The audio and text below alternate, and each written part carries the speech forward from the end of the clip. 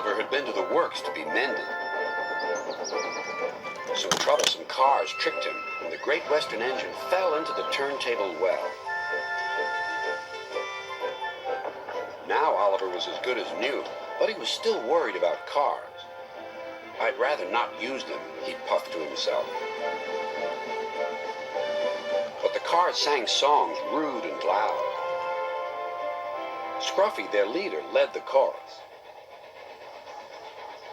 "Oliver's no use at all, thinks he's very clever, says that he can manage us, that's the best joke ever. When he orders us about with the greatest folly, we just push him down the well.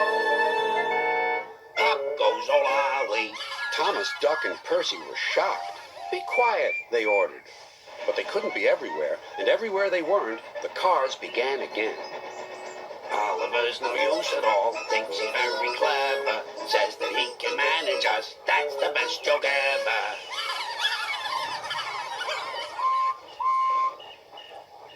At last the engines gave up.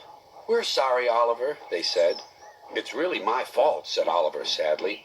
"I shouldn't have fallen in the turntable well." Toad, the brake van, felt sorry for Oliver, too. Next morning he spoke to Douglas. "I'm worried, Mr. Douglas. This disrespect for engines, where's it going to end?" "Who knows?" sighed Douglas. "I've got a plan, Mr. Douglas. May I stay here today and help Mr. Oliver? We are both Great Western and must stand together." "Certainly, Toad," replied Douglas and puffed away. Soon Toad was explaining his plan. "Goodness gracious, Toad, I don't think you should suggest such a thing to Oliver." But Oliver interrupted. "No, Duck, Toad's right. It's really my fault. I must put this trouble right." "I meant no disrespect, you understand." "Of course not, Toad. Anyway, Driver says the same, and he's arranged it with the station master." "Very well, Oliver," conceded Duck, "but I must hurry. My passengers will be waiting. Good luck." "So long," smiled Oliver bravely, but he felt dreadfully nervous inside. Oliver marshaled the worst cars 2 by 2. "That's the way, Mr. Oliver," whispered Toad. "And if you leave that Scruffy till last, then you'll have him behind you, and you can bump him if he starts his nonsense."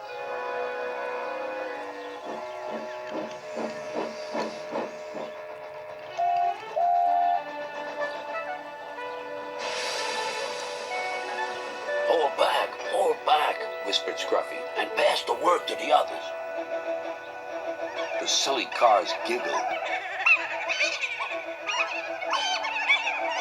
But Oliver knew what to do. There was plenty of sand on the rails, and his wheels gripped splendidly. He gave a great heave. "Oh!" groaned Scruffy. "I don't like this." "Go on," yelled Duck. "Well done, boy, well done." "Oh!" wailed Scruffy. "I'm coming apart!"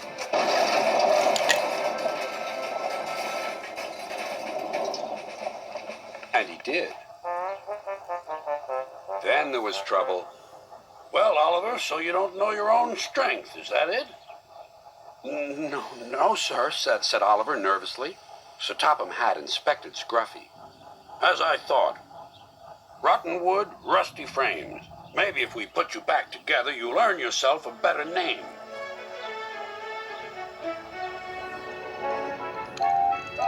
Nowadays, Oliver only takes the cars when the other engines are busy.